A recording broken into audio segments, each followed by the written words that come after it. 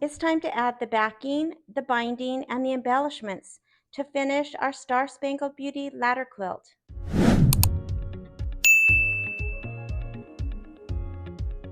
I'm ready to put the backing on, and this is the fabric that came with the fabric kit. And I always kind of wrestle with what to put on the back of a wall hanging, just because it's not really ever going to be seen. And so most of the time I've been putting just a couple layers of muslin, and I've been happy with that. But I think I am going to use the fabric that came with the kit. My fabric, doesn't reach the entire length, so I'm going to have to piece this together and have, a small section piece to the bottom. So I will just open this up. So I'm definitely going to cut it with the selvage running from top to bottom, and that will leave me with the most fabric that I can use for something else. For the back, some people put another layer of batting. That would just be like a regular quilt sandwich with, the top, batting, and the backing.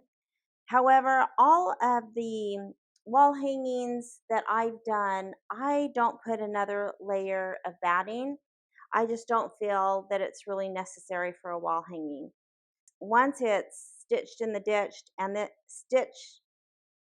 once I stitch in the ditch and this is all attached, I don't feel like a wall hanging or the ladder quilts need the extra batting. So I'm going to go and get this back pieced and get this pinned to the back of the quilt. I cut my fabric in half lengthwise, and here is all the fabric that I have left. And I seamed the bottom part together. There's just maybe about 8 inches at the bottom. And I have about an inch or two around the edges, just to make sure that when I stitch in the ditch, I haven't cut my backing exactly to size if it pulls in a little bit. But usually stitching in the ditch doesn't cause a whole bunch of shrinkage. But I, again, don't have any extra batting, just the batting that is in with each of the blocks. And I have wrong sides together. And now I'm going to pin the backing. So I have the quilt pinned. I have some along the border, and I have, some on the inside of the quilt, not a whole bunch of pins. So the first quilting that I'm going to do will be all of the horizontal across the inside of the quilt. I'll start with the center, probably these stars on each side, and then I will work to the right and do anything that is a horizontal seam. And I'll work to the end and do the horizontal seam right under the border as well. Then I'll come back and do everything from the left. So I will start from the inside of the quilt out, and then once all of that is done, I will do all of the vertical seams. So anything that then has a vertical seam, I will come through and do all that quilting, including the edges of the binding or the inside of the binding. And then once all of that's done, I will come around and just go around the very perimeter of the quilt to keep this binding together so that it'll be easier for me to put the binding on. I'll just try to, when I'm quilting, make sure that the backing, is taut and hasn't, gotten any wrinkles or anything like that. And then once I get all of the quilting done, including the outer edge, I will trim off the excess and it will be ready for the binding. So let's get this quilted. The thread I'll be using is just a monopoly thread. It's clear, kind of like fishing line, just a thin fishing line. And I also use the bobbin. So that's what I will be using to stitch in the ditch. I am using my stitch in the ditch foot. It's just a foot with a guide down the center, and I will run this little guide down the seams. And then for my thread, I do have it on the side of my machine in a thread stand, and it has a net over it. All right, so let's get going.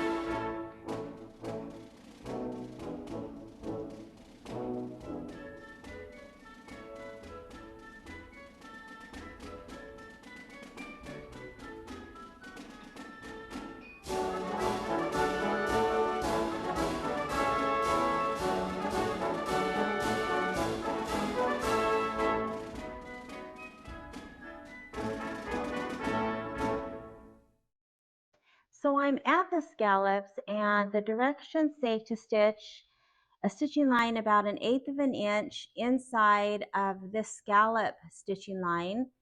The stitching that's on the border right now is actually going to be our trim line. And so when we stitch just inside that, that will seal together the border and the backing, and that will make it much easier to put the binding on, especially because they're scallops. So I have my quilt rolled up just into a roll so that there's no tugging while I'm trying to stitch this, and I'm just guiding it.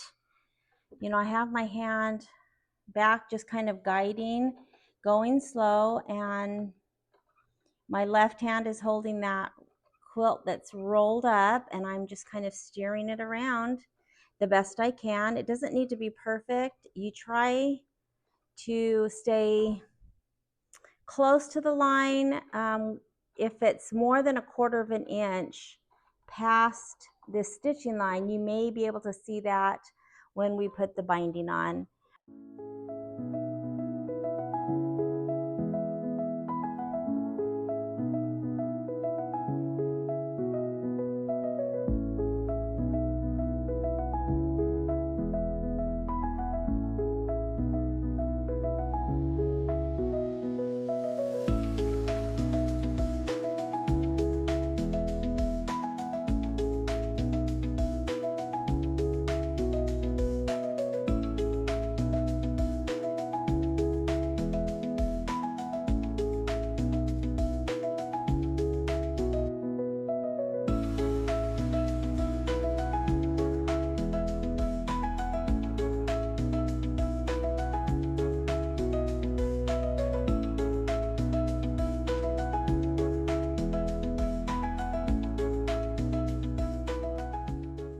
So I'm almost done trimming the sides of the quilt, and I don't necessarily trim just right next to the blue. I line my 1 1/4 inch up with this seam line. This was originally cut to 1 1/2, and then if you take 1/4 inch off for the seam allowance, that leaves 1 1/4. And so I will just line up my 1 1/4 inch mark with the seam and cut. And I have a few spots where the backing shows a little bit, and that's just the full 1 1/4, and so that's fine. So that's how I will trim the sides, and then for the ends, I will just trim on the original stitching from the embroidery file and cut those scallops.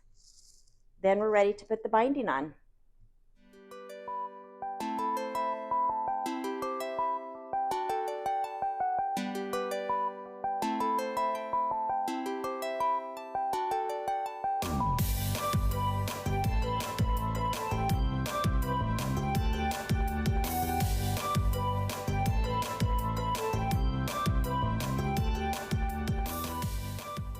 I have all of the borders trimmed, and so now I'm ready to put the binding on. So I am going to start in the bottom right hand side. It doesn't really matter where you start. I'm going to leave a long piece, probably about 10 inches or so, just to work with when I start, so that it'll be easier for me to join the bindings when I come back around. And so I'll just leave a long tail. You don't need to measure it. And I will just line up, of course, the open raw edges with the edge of the quilt. Now I am binding from the front, and I like to bind from the front when I have thin borders. I find that when I sew my 1/4 of an inch, because I've sewed this piece to a 1/4 of an inch seam allowance to all the blocks, then my border is even. If I were to sew the binding to the back at a 1/4 of an inch and then flip it over, I'm actually going to have a wider binding.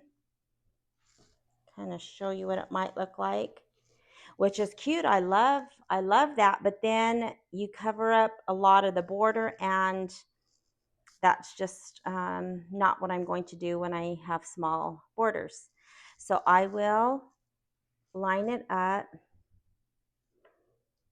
again leaving a pretty long tail, and I will just clip just to start to get it to my machine. I'm not going to pin or clip all of this around. I just hold my binding and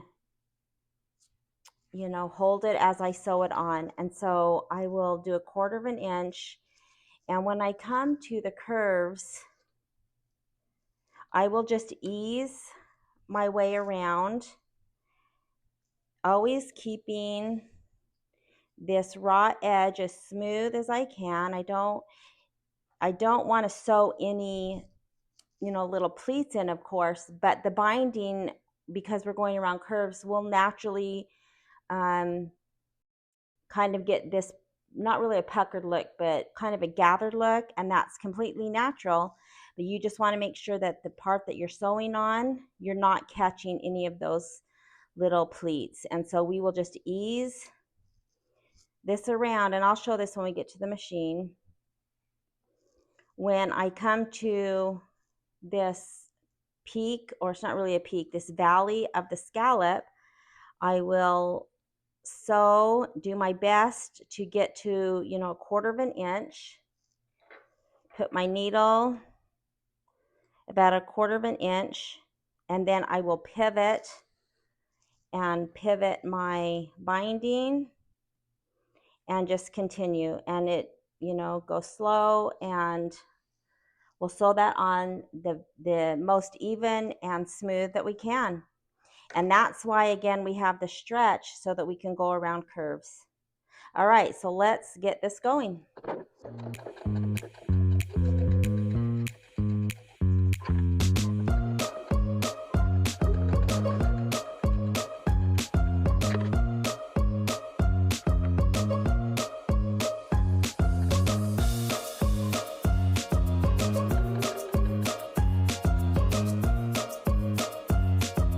So my scallop ends about right here, and so I'll go about a 1/4 of an inch. I can feel the edge of that fabric.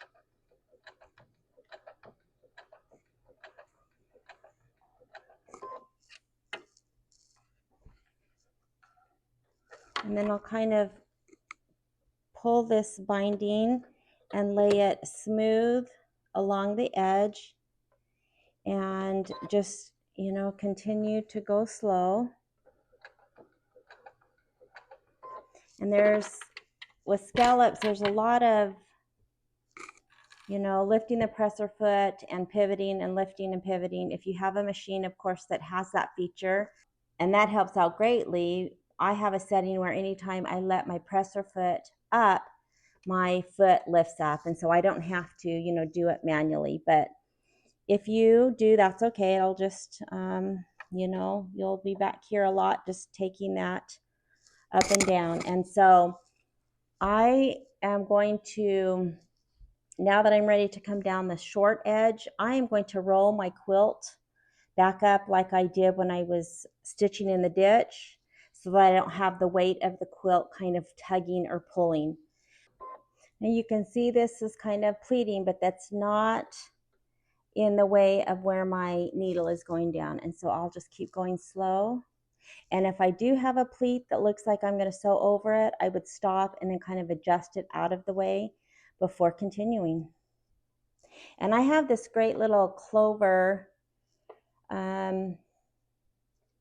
I'm not really sure if it's called a stiletto. It's got a rubber tip, and you can see that it's kind of like an angled eraser. And so this helps on stuff like this where I might need to have a little bit more grip.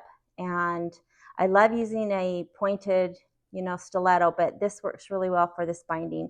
It does have a kind of like a pointy end, but I find using this little rubber end really good with this binding.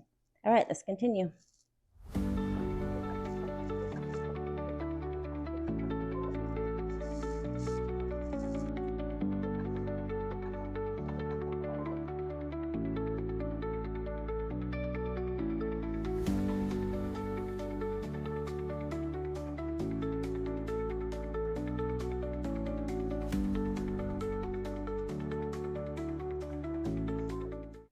And it's, you could mark it with the pin. Here's this little valley, and I want to get about right here with my needle. And it doesn't have to be perfect, but when you spin to the next one, you can kind of tell if this is lining up. If it's not, you could spin it back and do another stitch if you needed to. And so I'm aiming for about right here, this little flower. I'm going to use that and kind of judge to when my needle gets to that little flower, that I'll probably be in about the right spot. And this is how slow I'm going with the scallops. Now I can tell I'm not sure if you can see, but here's the edge of my fabric and here's the edge of my foot. So I can tell that I need to go maybe another stitch to get it a little bit closer to my 1/4 inch,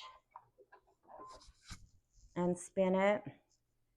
And then I'm a little bit closer where I need to be against my guide. Then I'll just swing this around, and in these valleys, it will kind of look like it's puckered, but as long as you don't sew it, sew that pleat in, that's just kind of the nature of going around curves, and that will all work out. We'll do a little bit trimming when we turn the binding, and you just have to go slow and try your best not to sew one of those little pleats in. But that's about, real time. Take a couple and then kind of smooth it out and just work my way around.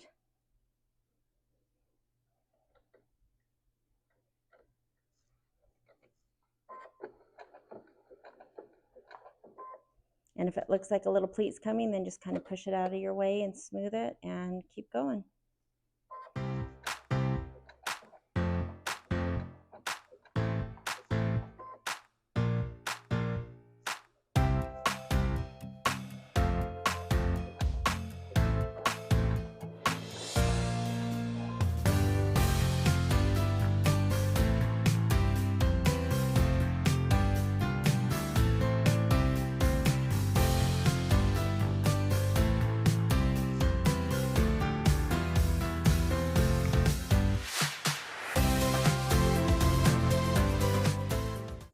All right, I'm going to speed this up so that it doesn't take 3 days to watch this. So let's finish the scallops.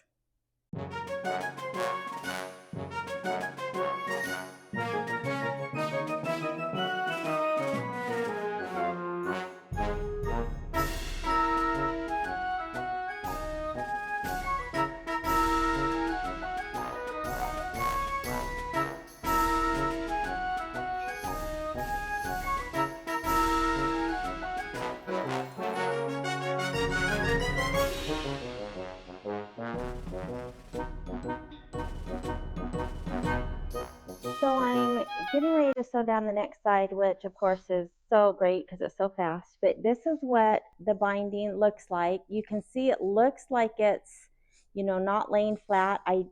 So far I've looked and I don't have any of these little pleats that I've sewn in, but you know, it's going to look like it's not right. But when we cut this, because we are going to trim a little bit out of this little you know, this little V here, but when we flip this over and smooth it out, even without, you know, trimming, you can see how nice that binding lays. And then, you know, it'll just be flipped to the back. And so again, don't get, you know, too concerned, because this is what it's going to look like until we can get some of that bulk out and then turn it. That's just kind of the nature of what the binding will possibly look like as you're, you know, first stitching it on.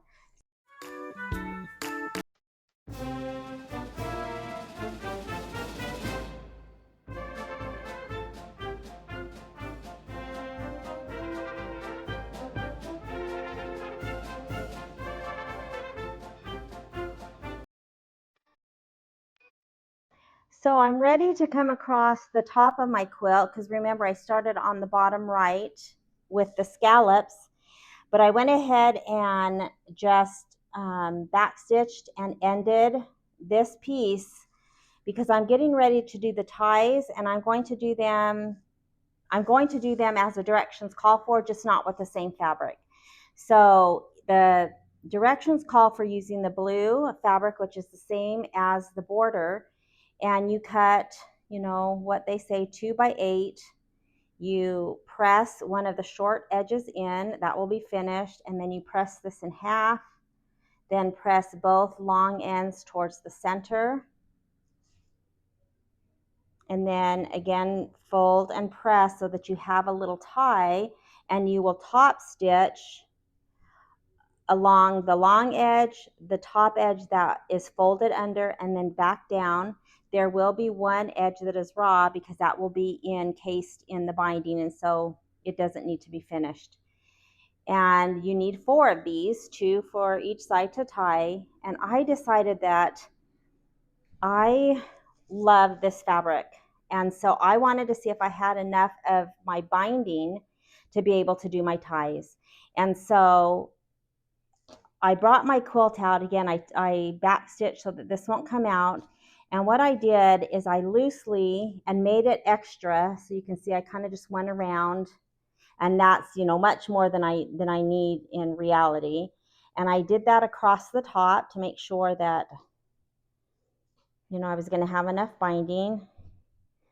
And then I ran all the way down to the bottom, and I mean, you can see I have so much binding. I'll be able to do like a pillow or some other project. I have a lot of extra binding with the way that I did it. So I cut off 4 pieces that were the 8 inches long. Now these are on the bias, and I'm okay with that. These are just to tie the quilt. The quilt is not super heavy. I didn't add another layer of batting, so I'm not worried that these are a little stretchy. I'm okay with that. And so I just did what the directions say, you know, folded it under and pressed, and then pressed, and I just need to top stitch the 3 edges, and then I have a raw edge. Now, to put these on, oh, I did want to mention that I didn't, you know, try to cut out any of the seams. Like this one has a seam from where I sewed my binding when I sewed my rectangle together, and I just put that towards the bottom and, you know, opposite of the folded end, just so there wasn't so much bulk. And so once these are top stitched and ready to go, these ties, if you're going to use them, will be placed on the second scallop from each end, and you turn it to the back. So here's the scallop, and you would just place these with the raw edges to the raw edges of the scallop, and these ties will be facing down into the quilt. And I know that that seems like maybe that's not right, but it is. So you can put them on top of each other and sew it, tack it down right in the center of this. I think I'm going to offset mine so only a little bit overlap and still place, you know, the center, and then tack it down. Now from the front, you're not really going to be able to see, you know, that anything's there. And so then the binding is just put on as normal. This will be tacked in, of course, and you do that so that you don't have to, you know, try to hold them in place. But when this is put on with our 1/4 inch seam like we've been doing and flipped around, this binding will then cover the raw edges, and it, you know, still facing down, and you think that's wrong, but then when you tie it, you just lift them up and they're encased in the binding and they're sewn in. And so that's how you place the ties on. So I'm going to go ahead and finish top stitching all 4 of these, and then I will tack them down to the second scallop, and then I will finish my binding like I've done, and then I'm going to show you a super easy way to join the binding.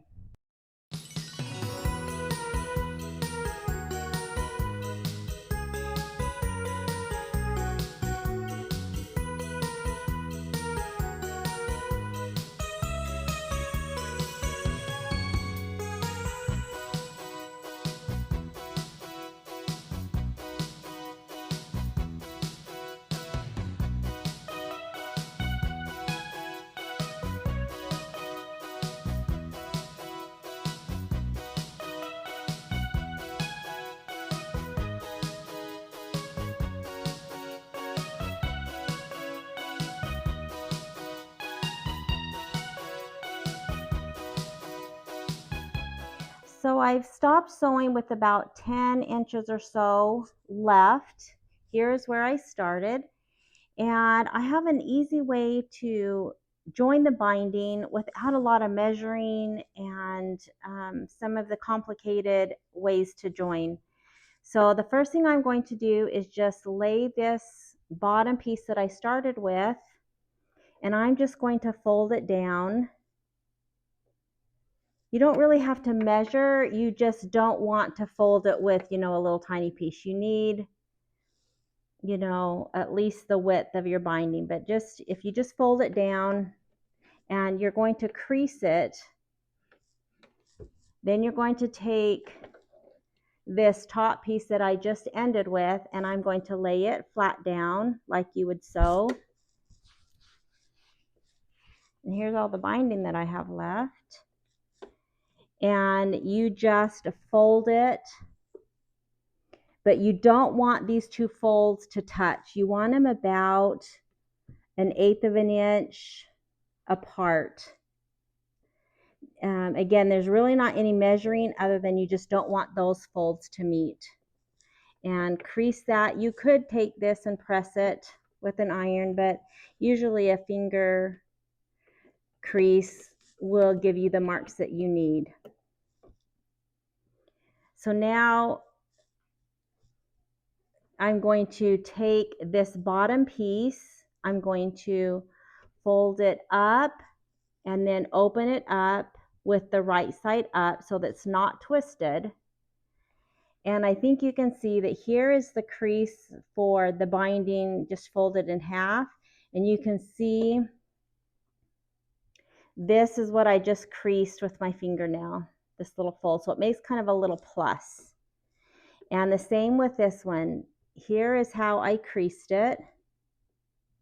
So I am going to, I'm just going to cut this off.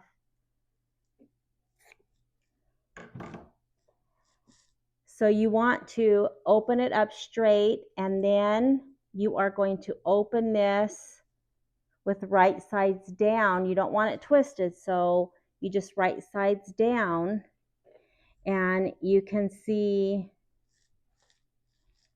that little cross or that little plus that it's made. Here's the center crease, and then here, I hope you can see it, is what I just finger pressed. And so we are going to put those two together. But before I do that, I just kind of wanted you to show how they open up. So that's what we will do in a second, but we need to kind of put this quilt together so that we have some room to join those without having the quilt in the way. You can pin it. I'm going to clip it. This bottom I will open so it's right side up, and here is where I creased it, and there's the center crease. And then I am going to take this top piece. Here is my fold right here. I can see the crease. And before I open it, I'm going to take this folded edge and I'm going to line it up with this plus. So here is where I folded it. You can see the crease. I'm going to put that crease that I made with my fingernail right on this center crease. And I'm going to line the fold up with the crease in this one. So I have it like that. And then I'm going to take this and fold it down, lining again that crease that I made with my fingernail, and keep it in line with that center crease. And so this little plus signs, all these creases should line up. The crease that I made with my fingernail in one piece should line up with the fold line of the other piece. And then the fold line in this piece will line up with the creases. So you just basically put those little plus signs right on top of each other. And I am going to go ahead and pin just so I can get it under my foot without it moving. And this is just like joining regular binding when you're putting binding pieces together so that you have a diagonal seam. I am going to start sewing up here where these two meet, and you can draw a line from this corner up here down to this corner. However, now that we've made the crease and we have a little plus sign, we have a little center mark to kind of shoot for. So you can draw a line, but you don't have to. But I am going to start sewing here. I'll aim for the center of this little plus and then continue down to the end. Now I will leave my quilt together because I need, you know, the slack so that I can sew this.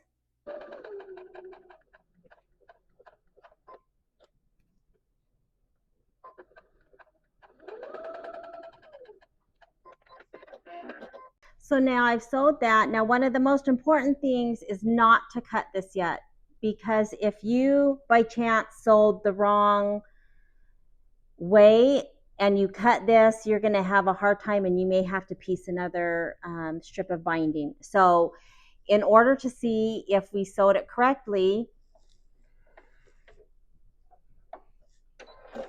you just want to take your binding and you will just pull it, and you can see that that lays flat. And so I know that I sewed that in the correct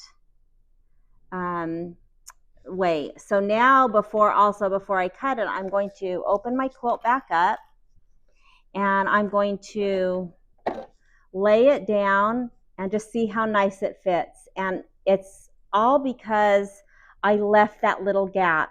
If you make those folds when you're first folding the two edges, if you make those touch, for some reason it's just too big. And so this just lays perfect. So now I know that I can cut these off, and I will just trim with scissors about 1/4 inch. And of course you can do this with, you know, not right at your sewing machine if you don't want, if it's a little bit too much. I'll trim those little dog ears off. And you can take this to the iron and press the seam open. You definitely want the seam open, but I find just this last little seam, I just finger press it because I'm always so close to finishing that I don't want to I just want to get it done. So I've just pressed it open and make sure it stays open when I fold this over. And now you can just see how good that fits. So I will come back to where I started, and I changed feet because I have my little foot with the guide when I sew my 1/4 inch. So I do change that. So I'll put that back on so I can have the same seam allowance. And I'll just start up here. And of course, I do want to back stitch. And then I will just finish sewing this last little bit.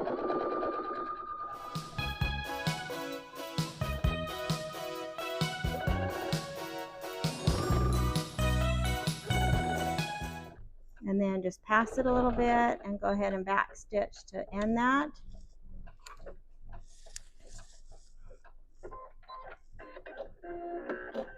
And now you can see how nice that is. And that was super simple. There's no complicated measuring, and our binding's done. And I did want to show the top where, so here's the second scallop in, and you can see that the ties are just, you know, in that seam allowance and, you know, headed towards the bottom of the quilt. I think I am going to just reinforce. I didn't, when I was sewing the binding on, I didn't, you know, back stitch or anything because I just wanted to get my binding on. But I think right now I'm going to go ahead and go do a couple of stitches over both of these, just, you know, to kind of reinforce those ties. And then we're ready to turn the binding.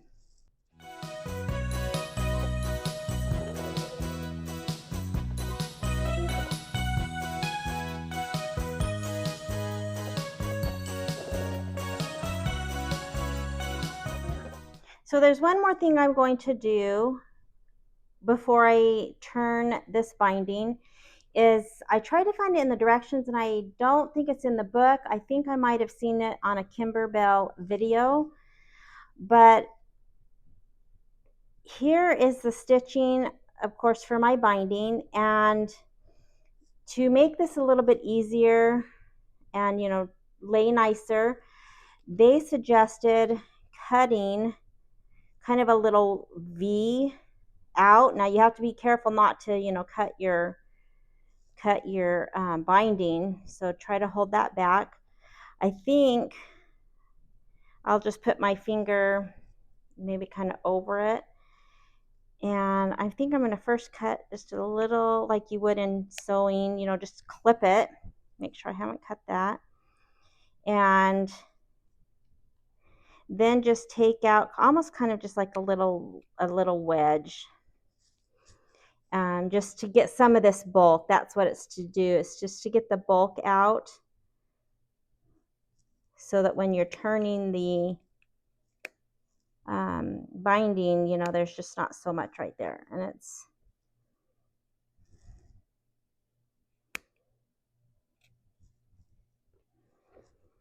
and again, be careful not to cut your binding. That would be sad. So then that way it just, you know, here's one that's not cut versus the one that's cut, and you can see how much less bulk there is. So when I go to turn this, you know, maybe it will lay a little bit nicer. So, and then here again are the ties, and I just reinforced that with a little bit of extra stitching. All right, so I think I am going to go press and start turning this binding. Now I do like thin binding, and so if I could get it that thin all the way around, I would do it. I'm not sure I can get it that thin on the scallops, so I'm going to work at the scallops first, and then just, you know, whatever width I get, I'll match the sides, of course. So I want to start with the scallops. So I'm working on putting my binding on, and here is the bottom of the quilt, and I remember I'm trying to put this on small. I like the smaller binding. And so I just, normally when I put binding on, I don't clip it all around, and I usually don't press once it's wrapped around. I will press before I wrap it around, and then I'll just wrap it around and stitch it down. I kind of feel like with the scallops, I need to press them to look the best, and they're not perfect. And so I did go ahead and press and clip. So even though I like the binding when it's not pressed flat, I am going to do it for the scallops. And so, you know, again, it's not perfect, but the good thing is with this fabric, it's kind of disguises if there's a crease. Like you can see right here, there's a little crease. But with the fabric and how it's printed, it's not very noticeable. And so how I've done this, I've got this little corner left, is I've taken my iron, and remember, be careful because there's some vinyl on the edges. So, you know, make sure not to go over that. And I've kind of just, you know, a little bit pressing just to, you know, help a little bit. On the side, I've just pressed out.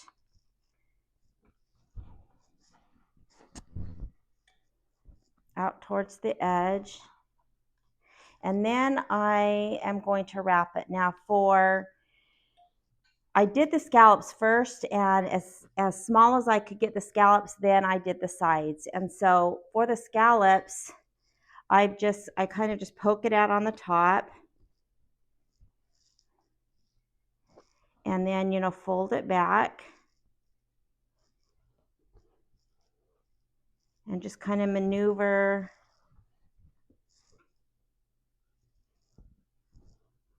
it to the size. And I like this smaller size. And so again, there's a crease there, and I'm okay with that. So then I am going to go ahead and press it so it kind of stays a little bit better. And then I will clip it while it's warm, just to kind of hold it in place. Move to this one. And I'll just tuck those strips, you know, down out of the way, and just continue and do the best I can to get this as smooth as I can. Now with these ties, you know, there's a lot of fabric here, and so, you know, it is a little bit bulkier, but I just worked at this other one and pressed it so it looks, you know, as close as I can get it to everything else.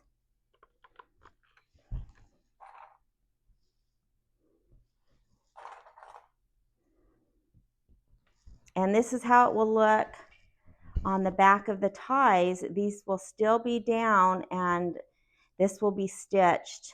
So that's correct. And then for this last part, I'll just do the same thing. I will round this out and then come down to the side.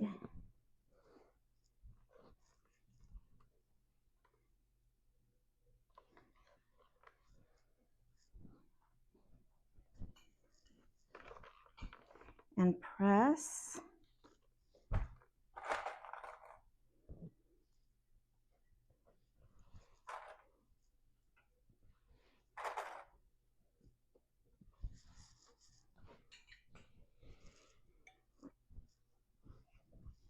And then I've already, you know, done the rest of the quilt. So I have this one little section, and I'll just, you know, make sure it matches up.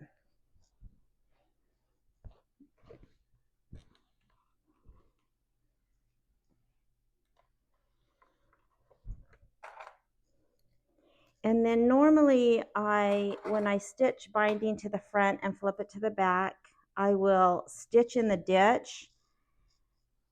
And then that, of course, the back is much larger, you can see, and that's why I put this binding on the front, because if I were to have sewed the binding to the back and wrapped it around, then this would have covered half of the border.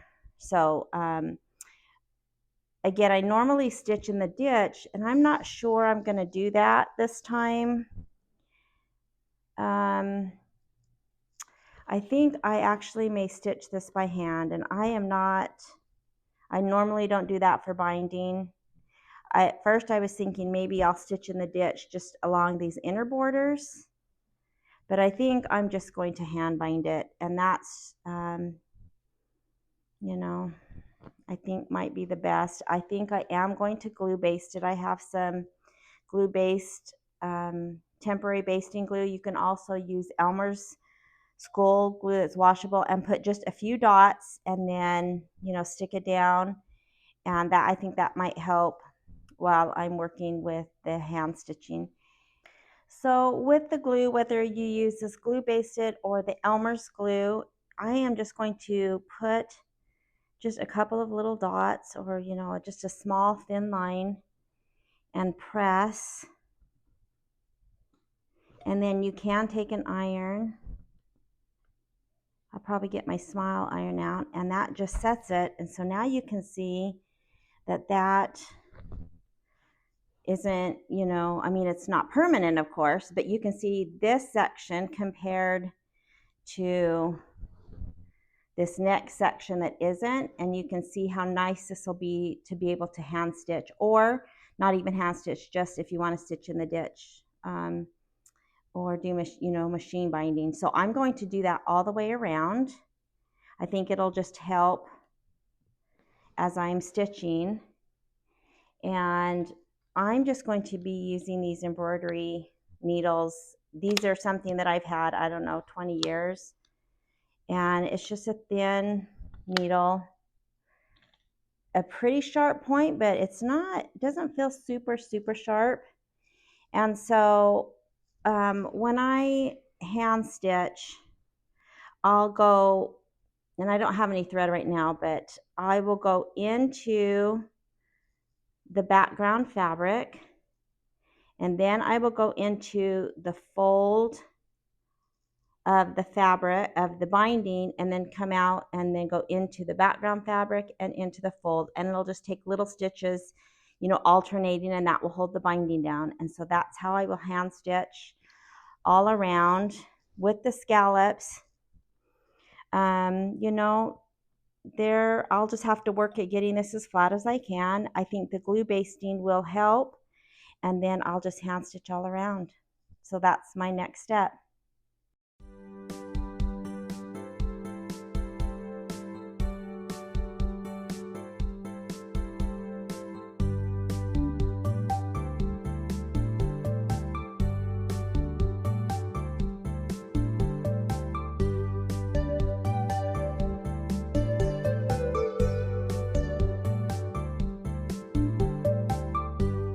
So I did all of the bottom scallops, and I would do this whether I was hand stitching or stitching in the ditch. I think you can see that now I don't need clips, and it's staying where I pressed it, and you can see how great it looks.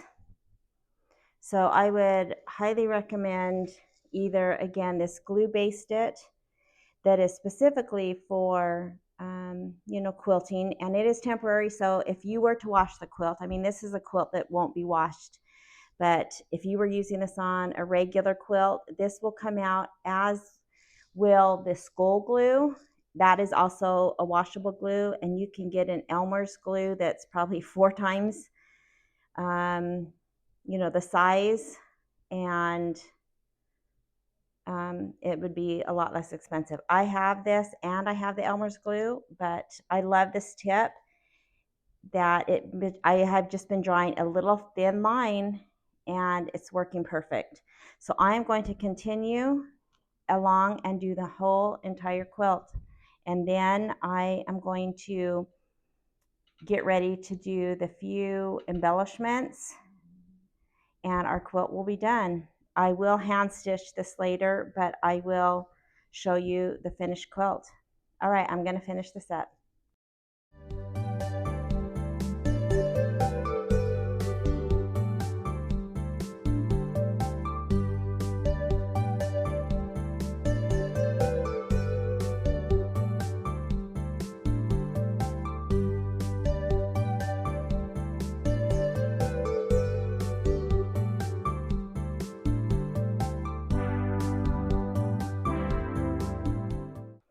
coming to the very last scallop. Everything else has been tacked down, and I wanted to show that when I was doing the sides, I just put the line of glue kind of along the stitching line from attaching the binding, and that still leaves a little bit, you know, it's not right at the edge. And then I decided that on the scallops, it was easier to just pull the scallop back and kind of put it right, not right on the fold, of course, but kind of close to that edge. And I was able to put exactly where I needed to put it for those scallops. And so that's what I ended up doing for the scallops. And then I would just press down, and then I would flip it over and kind of make sure that it all looked good, and then came back with the iron to press.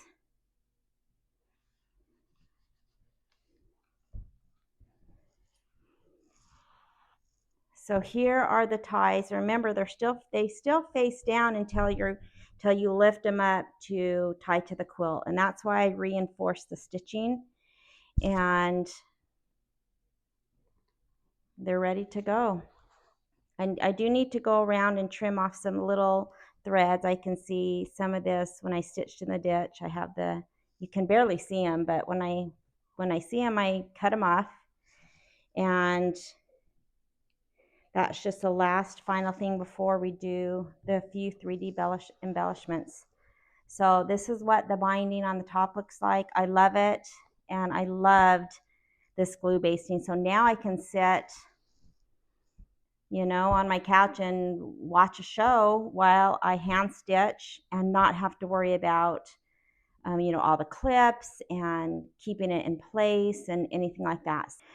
The last thing are the embellishments, and so I pulled my embellishment packet out, and I want to note that all of this extra ribbon, and I have a few extra pieces of the vinyl when I originally didn't cut them to size, and I just have a Kimberbell box that I put all extra embellishments in so I can use for another project, or I look through that before I use embellishments when I purchase a kit, for example, the vinyl or something like that. But anyways, I'll just throw that into a box. So I have the little pearls and the stars. The pearls go on this block for the center, and then the buttons go on to the flag. If you chose to stitch the stars, you could put these, you know, other places, or, you know, whatever you want. And so I'm going to just kind of look at their sample and tie them on. Now I do, again, of course, have my backing on, and I thought about doing this before I put the backing on, and I probably could have done, you know, a handful on the center, but I didn't want, when I was stitching in the ditch, I didn't want those buttons, you know, to get hit by the presser foot, and so I chose not to put any of them on. And so when I tie them, I'm going to use embroidery floss. I'll just probably use either 3 or the full 6 strands. I will tie it once towards the bottom or towards the back, and then I will tie it in a square knot. I will put some fabric tack and let that dry, and then cut those ends short. And so, you know, technically you'll be able to see them on the back, but again, this is a wall hanging, and all this cute fabric, you know, really won't be seen. So that's okay for those, you know, little threads to come off the back. I wanted to show something that I purchased a while ago. I haven't used it yet because I'm still using up my little base stitch that I used for this quilt, but for the Elmer's washable school glue, you can purchase tips that fit onto the bottle. They have the same, you know, super small tip so that you can get precise when you're gluing. And I do believe I just bought this from the website purpledaisiesquilting.com. And there's only one thing that you have to consider when purchasing the glue. So here are 2 Elmer's washable school glues, and they look, you know, the same. Of course, one bottle smaller, the lids look the same, but And it tells you this when you purchase these lids. One bottle has blue printing, and there are bottles that have black printing. And it doesn't matter the size. You can tell this is a small, but the top's the same size. These little lids will only work on a bottle that has blue printing. For some reason, I don't know if they're just made in a different place and not quite exactly the same. But if your school glue has black printing, these will not fit. If it has blue printing, they will fit. So I of course they tell that on the website when you purchase this. That's the only thing that you have to consider when you're buying your glue to fit these tips. Now for the little pearl embellishments, these are not the hot fix, so I can't use my little hot fix, and hold it down. They don't have adhesive on the back. And I am just going to use Aleene's quick dry tacky glue. I love her tacky glue. Now this is a glue that is not meant for things that'll be washable. This, won't be washed. If it needs to be cleaned, it will be spot clean. So I'm okay using this. I don't have any fabric glue, so I'm just going to use this, and I'll just use, a little toothpick and put those on. Then for again, for my stars, I'm going to use just white embroidery floss. Maybe someday you'll see the project that this goes to. It's a cute little Halloween cross stitch, so maybe I'll do that someday. But I think I am just going to take one full strand and use all of the six strands, and I'll show that when I'm ready to do that. All right, so let's finish this up.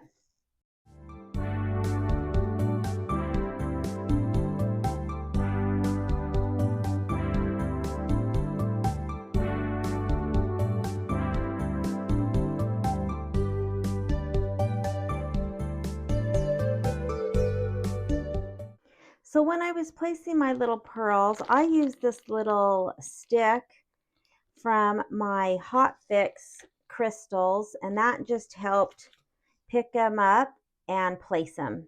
And then for my stars, I used a little bit of the glue based to see if I could get them to stick while I was sewing them, so that, I don't know, it might be easier. And you can see they're stuck on, but I don't think they're stuck on very securely. So I'm going to have to be careful because I think, the buttons are plastic, and I think it'll probably just pop off pretty easily.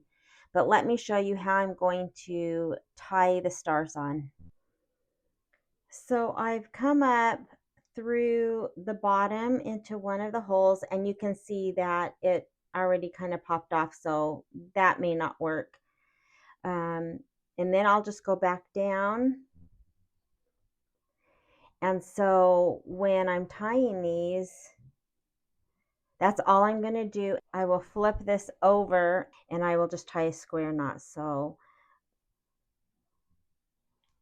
once I tie the square knot, I will get my fabric tack, and I'm not going to trim the ends up yet. I will do all of my stars, and then I will put just a dot of fray check, and that is kind of like a clear glue, and that will seal it. And then I can come back and cut these short, and you'll hardly be able to see, where they go. So that's how I will do all the stars.